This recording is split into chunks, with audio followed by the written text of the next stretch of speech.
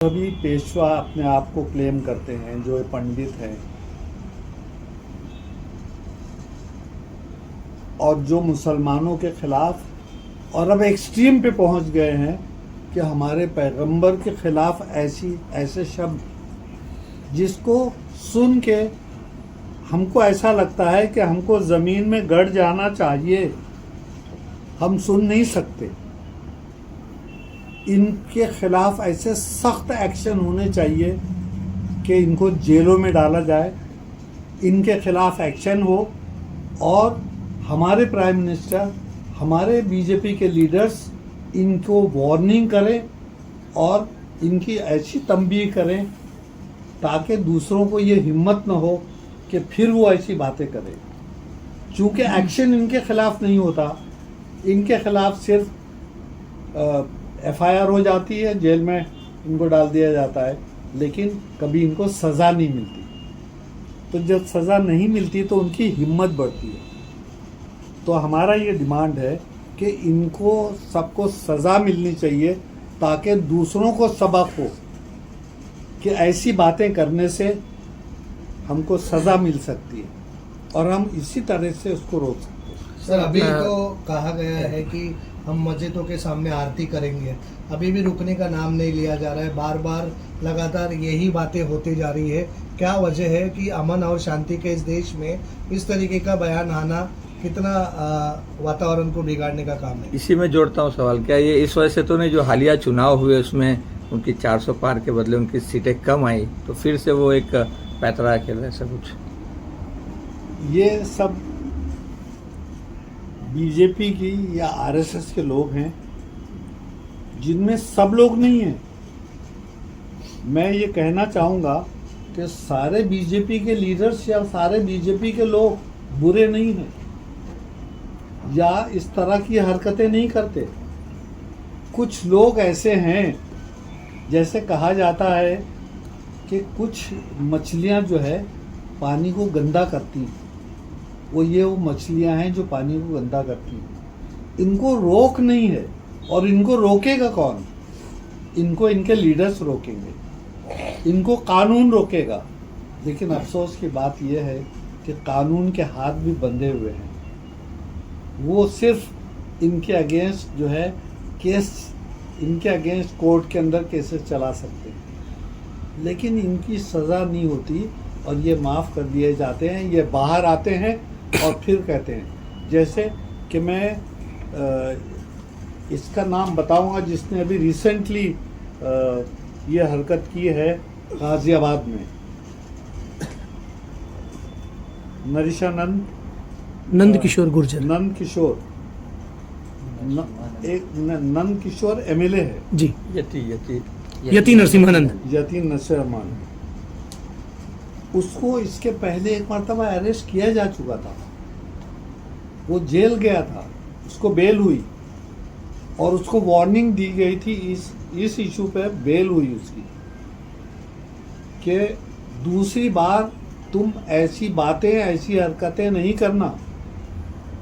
कानून में, कॉन्स्टिट्यूशन में सेक्शन 153A है ऑलरेडी, लेकिन किसी को कोर्ट की परवाह नहीं, किसी को कानून की परवाह नहीं।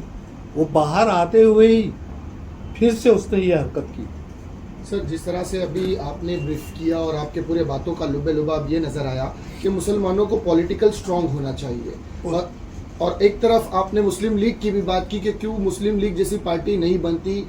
आज की डेट में अगर देखें तो केरला से मुस्लिम लीग निकलकर जब महाराष्ट्र में आई थी, MPs हुए, कॉरपोरेटर हुए, लेकिन उनको तोड़ने का काम और मुस्लिम लीग को खत्म करने का काम भी समाजवादी ने किया। यहाँ से MPs निकले, यहाँ से कॉरपोरेटर निकले, आज वो पार्टी यहाँ बिल्कुल खत्म हो चुकी है। लेकिन आप केरला में देखें, RSS की सबसे ज्यादा शाखा इंडिया के अंदर केरला में है, लेकिन उसके बावजूद वहाँ कुछ नहीं कर पाते क्योंकि मुस्लिम लीग वहाँ रूल कर रही है। मैं ये बात जानता हूँ कि वहाँ एक कालीकट का एरिया और कुछ डिस्ट्रिक्ट्स हैं, मलप्पुरम, जिसमें मुस्लिम मेजॉरिटी का एरिया, और वहाँ से सब मुस्लिम्स जीत के आते हैं मुस्लिम लीग के बैनर्स पर, और वो मिनिस्ट्री में भी वहाँ पर ज्वाइन किए जाते हैं, लेकिन वो हालात हिंदुस्तान के दूसरी जगहों में नहीं है। मुसलमानों में एक तरह से डर है, और डर इस बात का है कि और उन मुसलमानों को डर अपनी खुद की पार्टी से भी है। अगर वो कांग्रेस का है तो कांग्रेस से डरता है, समाजवादी से है तो समाजवादी से भी डरता है। वो जो सियासी पार्टी में है उससे वो डरता है कि अगर मैं खिलाफ कुछ भी कहूँगा या मैं प्रोटेस्ट करूँगा तो मुझे पार्टी से निकाल दिया जाएगा। तो आप अपने फायदे के लिए, अपने मतलब के लिए, अपने मकसद को कुर्बान करते हैं। तो जब तक ये जज्बा, जैसे कि देखा गया है मिडल ईस्ट के अंदर कि हमास ने जो है वो अपनी जानें गंवा दी और इतने हज़ारों लोगों को कुर्बान कर दिया, फिर भी अपनी जगह पे अड़े रहे और लड़ते रहे और लड़ रहे हैं। वो जज्बा जब आएगा तब जो है ये डर का माहौल और इस लालच का माहौल खत्म होगा। सर, महाराष्ट्र के होम मिनिस्टर के देश में फिर से बंटवारा कर दो, तो ये कहाँ तक के सही है? कॉन्स्टिट्यूशन के हद में ये बोल रहे हैं और इन बोलने वालों पर किस तरीके की कार्रवाई होनी चाहिए? देखिए, हिंदुस्तान का बंटवारा होने की कोई ज़रूरत नहीं है, इसलिए कि 1950 के अंदर कॉन्स्टिट्यूशन बना और 1950 के कॉन्स्टिट्यूशन के अंदर जो प्रोटेक्शन दिया गया है हर कम्युनिटी के लिए, या कॉन्स्टिट्यूशन हमारा ये कहता है कि आपको पूरी आज़ादी है कोई भी अक़ीदे की, कोई भी मज़हब की, कोई भी ज़बान की, उसके अंदर किसी की रोक नहीं है, किसी सरकार का उसमें इंटरफेरेंस नहीं है। लेकिन अफसोस की बात यह है कि इसी कॉन्स्टिट्यूशन को जो हमको प्रोटेक्शन दे रहा है बदलने की कोशिश की जा रही है। इस पर भी आवाज़ जो है उठाने की ज़रूरत है और एक बन के आवाज़ उठाने की ज़रूरत है। हाल ही में सर, महाराष्ट्र के जो होम मिनिस्टर है वो कहते हैं कि हम नीतीश राणे को उनके बयानों से रोक नहीं सकते क्योंकि वो हिंदूवादी पोस्टर बॉय है और हमारी पार्टी हिंदुत्ववाद को सपोर्ट करती है। इसको कैसे देखते हैं आप? उसके इस स्टेटमेंट पर खुद हिंदुओं ने कंडेम किया। नीतीश राणे के स्टेटमेंट को किसी ने लाइक नहीं किया, लेकिन अफसोस की बात यह है कि ये लीडरान जो हमारे हैं मुल्क के और ये बीजेपी पार्टी और आरएसएस के, ये लोग जो है इन छोटे लोगों से बुलवाते हैं, इसलिए कि खुद नहीं बोलते।